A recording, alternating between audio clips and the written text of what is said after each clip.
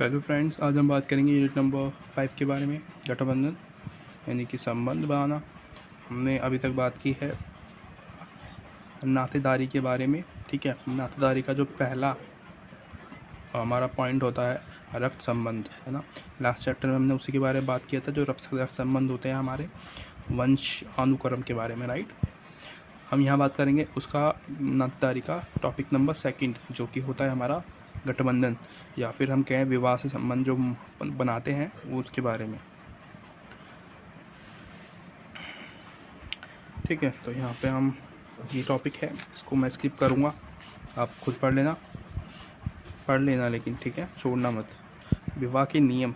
नियम क्या मतलब, जो हम नियम बनाए हुए आ रहे हैं आजकल, जो हम देखते हैं कि गोत्र के बाहर विवाह कर सकते हैं, गोत्र के अंदर नहीं। मतलब अपने भाई बहनों से हम शादी नहीं कर सकते। हमारे जो कज़न्स होते हैं, हम क्रॉस कज़न से शादी कर सकते हैं, पर हमारे जो घर में हमारे जो डायरेक्ट जो हमारे सिबलिंग्स होते हैं, पैरेलल जो हमारे कज़न्स होते हैं, उससे हम शादी नहीं कर सकते।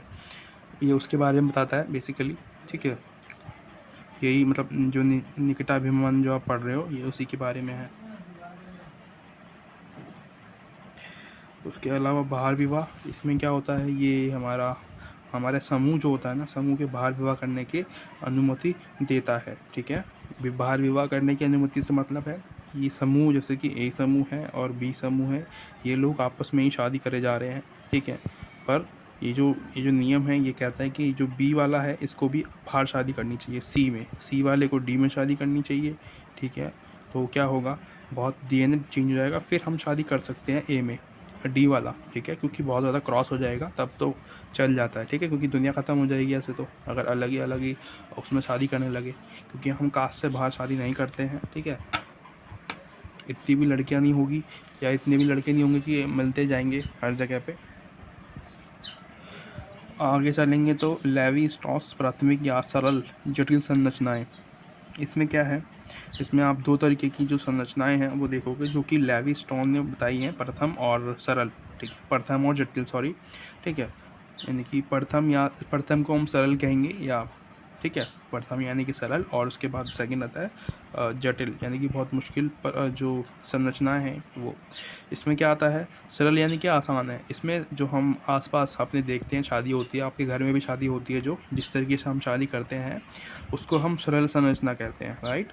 जैसे कि हम अभी करते हैं, हमारी कास्ट में ही करते हैं, पर अपने गोत्र से बाहर शादी करते हैं, उसको हम कहते हैं। ठीक है, जो नियमों को फॉलो करते हैं उनको सरल संरचना कहते हैं। ठीक है, यहाँ पे आप दो चीज़ों देखोगे, पैरेलल और कज़न्स, क्रॉस कज़न्स। तो पैरेलल मतलब आपके जो चाचा के बहन भाई होते हैं उनको बोलते हैं। ठीक है, बहन भाई नहीं, चाचा के जो बच्चे होते हैं वो आपके बहन भाई हैं।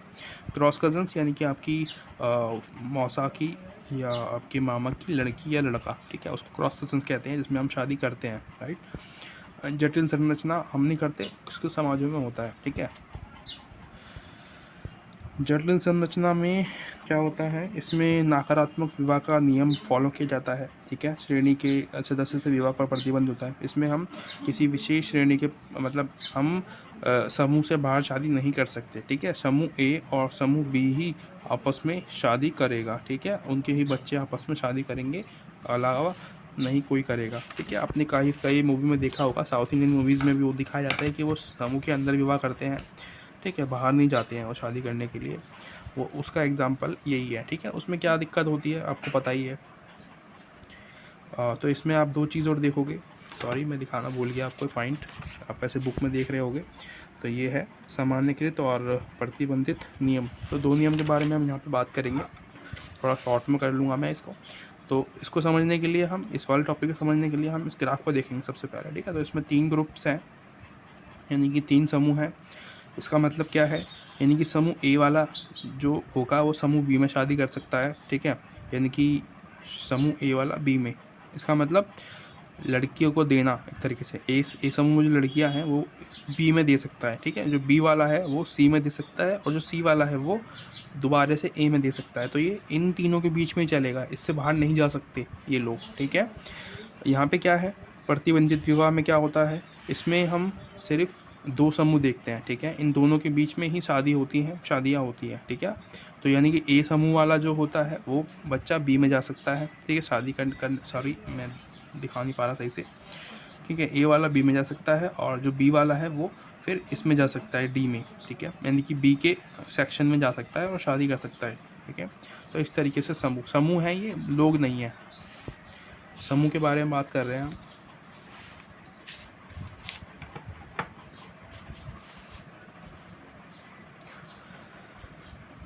समूह से यही मतलब है कि समूह के बाहर शादी नहीं कर सकते ये लोग, ठीक है, इसलिए इस नियम बनाए गए हैं कि समूह के अंदर ही शादी करनी होती है इनको, तो इसीलिए ये गठबंधन कहा जाता है इसको, राइट।